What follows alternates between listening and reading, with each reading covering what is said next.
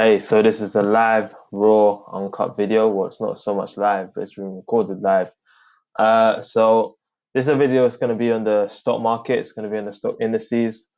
Question is the stock market about to take another big hit? Well, I'm not talking about substantial crash, but I'm talking about a pretty hefty decline after it's made all-time highs.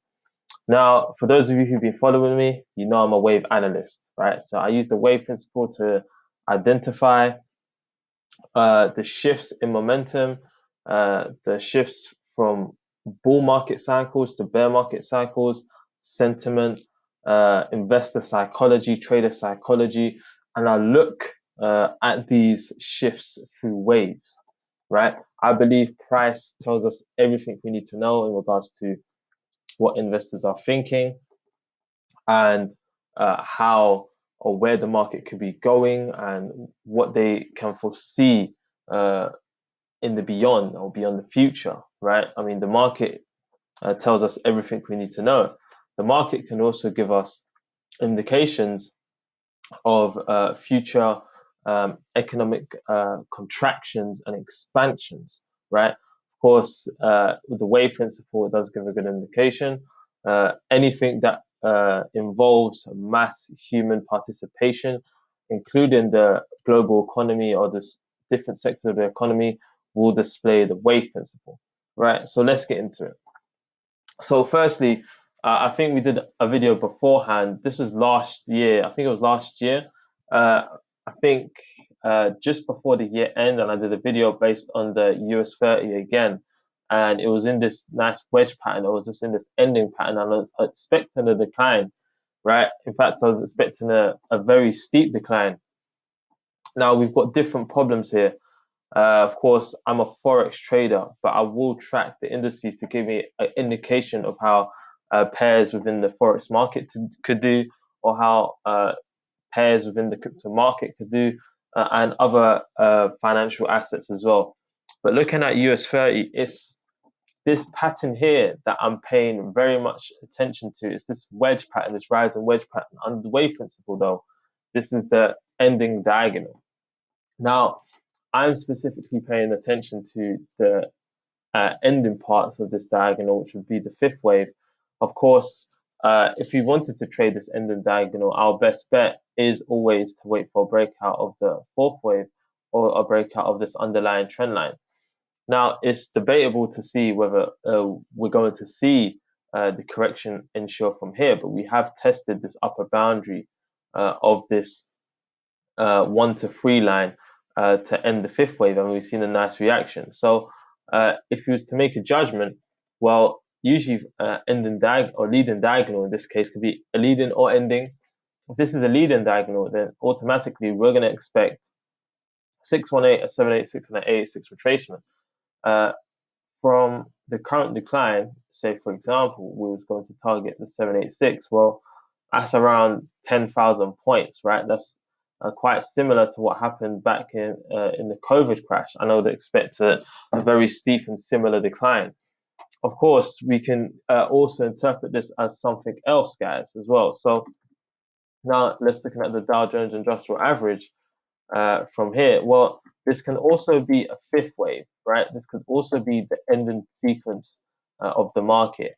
This could mark the end of the fifth wave. It's very possible, right? It's not something we can rule out, right? Because the market has retraced 0.382%. So this could be the end of the bull market sequence, and we could be seeing the fifth wave here, and then we could see a decline. Now, I'm not going to jump the gun here when it comes to mentioning if this is going to be a fifth wave or if this is going to happen, if that's going to happen.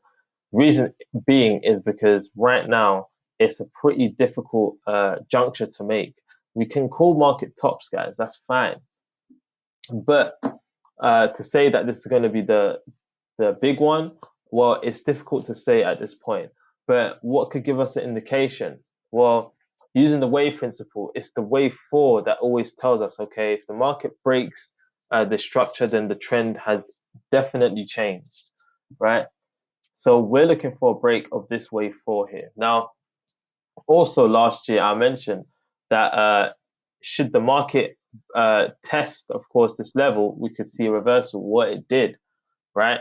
But I'm expecting a reaction from this price level.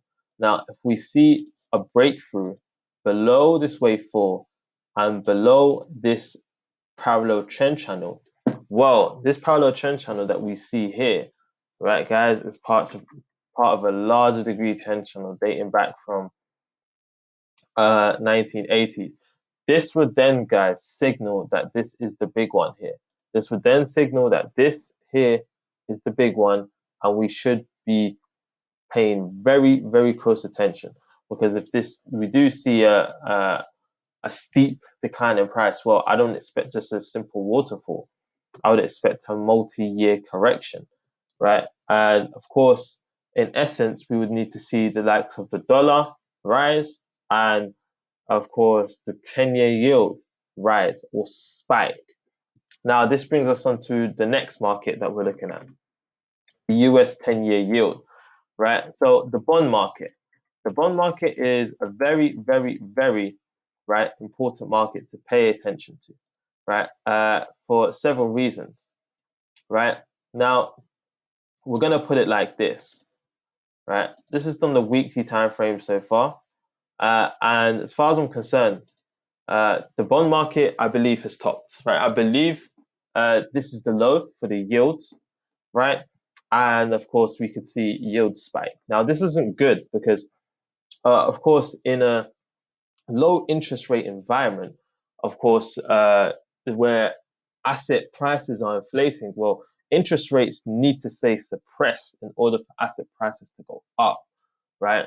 Of course, so with the dollar, and this kind of creates a kind of inflationary environment. But of course, even though I'm from the UK, the US markets are prime. They're prime, everyone looks at them. Now, the primary focus here, guys, is that, well, whatever the US 10-year yield is going to do, we should see an offset into the stock market. So if the yields spike, right, or if the yields drop, usually uh, stocks drop as well. But if yields rise, and usually stocks rise. The difference is that if we see yields rise rapidly, well, this indicates that we're starting to see a meltdown in the 10-year yield and ultimately into the bond market, which is a warning sign. And we don't want none of this, right? Well, I mean, in reality, no country wants that. This would tell you that, yes, this is the big one, right? This is a worrying sign. Currently, we're seeing the US 10-year yield rise, right, which is the second big sign. So we've seen it rise. And of course, whilst the US 10-year yield is rising, the dollar is also rising. It may not be rising now. Of course, the trend is up. And I will explain why, which I also did in the weekly breakdown.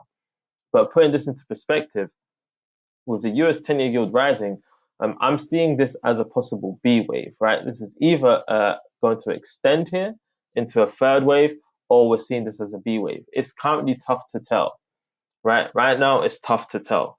But if we look at you have the treasury markets as well. So what I do is I look at the treasury bond futures, right? So I have a chart of the treasury bond futures. And when you look at the treasury bond futures, well, we're seeing we're seeing a similar pattern here on the weekly time frame. Very, very clear Elliott waves. You've got you have the ABC, X, ABC, clear Elliott waves with channel perfection, and the Elliott waves are clear. Now, the fact that we're seeing the Treasury bond futures drop and the yields rise, well, this tells us that we're currently seeing a meltdown. We're not seeing a meltdown, but we're seeing a rapid decline in treasury bonds, right? So the price is dropping and it's dropping fast, right? Now, this is not what we want to see. But the do all be all is also the dollar, right? So I've mentioned as well on the dollar in the weekly breakdown is that if we see the dollar rise here, right? So let's have a look at the dollar from here. If we see the dollar rise, well, this tells us one thing. This tells us straight, well, this means that we're about to see the next phase of this market. I'm predicting that we're going to see a wave 3 movement here at some point.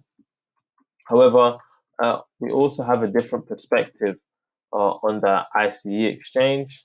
I think no, actually on the TVC exchange, where this is a complete wave X. But if we look on the daily time frame, in fact, if we go into the smaller time frames, well, right now we can say this, right? The market is in an uptrend, right? Well, we've seen the market bounce, correct, and we've seen a strong reaction from the lows, right? It doesn't really matter whether the dollar bottoms here. The point is that the dollar has pierced this March 2020 trend line. So this is an 11-month trend line. It's pierced it, and that's the critical juncture here. Now, if we see the market, of course, continue to rise higher, breach here, and we continue to see the bond market continue to fall, especially the treasury bonds, and we see the yields continue to rise, this will tell us all we need to know about the stock market. We also have the NASDAQ, which requires great attention. This market here would be the NDX, right? So again, the NDX is also printing reversal patterns here. And as you can see, well, what do we have? We have a possible ending fifth wave here, right? Now, what would this signal? This would simply signal that we're going to see a major correction. And the NASDAQ is indicating that this correction is going to be much larger than what we saw previously, right? Previously would be what we saw back in 2020. We would probably see a very, very steep decline in price, a very steep decline in price that would see price drop a vast amount. Of course, maybe I don't know. First of all, it's hard to say at this point. But if we were to make a judgment, well, our first target would be around 67.42. But if this is the low, then of course we're expecting price to alternate with the previous wave one, and this would see a very, very steep decline, and we could see 30-40% correction, a very, very deep correction, and also meet 4K.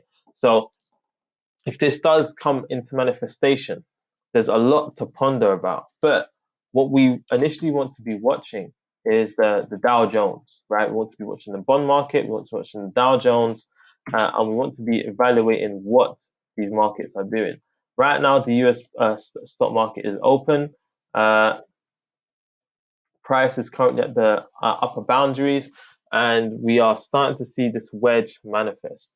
Now, the NDX doesn't spell good news for what could be happening. Again, how do we know this is the big one? A break of these lows here. Either way, guys, I'm expecting a correction to occur. As long as the bond futures continue to drop and the dollar continues to rise, we are in for something big. Anyway, guys, that's all for now. Hope this video was beneficial. I will try to bring out more videos like this in the future. This is just pure technical analysis, using the wave principle to try and guide us through what could possibly be happening. If you haven't already, have a look at the weekly breakdown. The weekly breakdown is very, very beneficial, and I'm sure you guys will enjoy it very, very much. That's all for now, guys. Take care, and I will see you in the next video.